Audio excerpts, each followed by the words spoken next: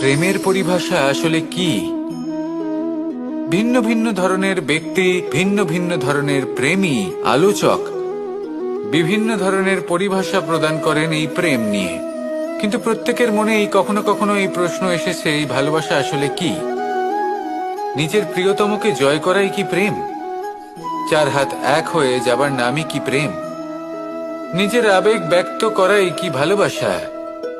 না, প্রেমের অর্থ কাউকে লাভ করা নয়, বরং তার মাঝে বিলীন হয়ে যাওয়া। যদি কারোর হাত ধরে থাকি, তাহলে আজীবন তার সাথে পথ চলা হলো প্রেম। প্রেম শুধুমাত্র সেটা নয় যা প্রেমী আর প্রেমিকার কেশদামে মালা বেঁধে দেয়। মাতা পিতার জন্য দিনরাত পরিশ্রম করা, নিজের পরিবারের জন্য দিনরাত পরিশ্রম করা, সেটাও প্রেম।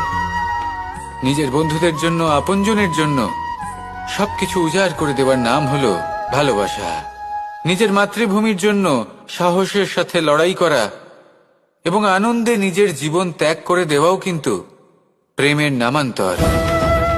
সেই জন্য যারা বুদ্ধিমান ব্যক্তি, তারা কখনো প্রেমের পরিভাষা খুঁজতে চান না, কারণ তারা জানেন যে এই প্রেম কতটা বিশাল। তারা জানেন যে এই প্রেম হলো এক বিশাল সাগর, যাকে নিজের মুঠোয় ধরে রাখা যায় না।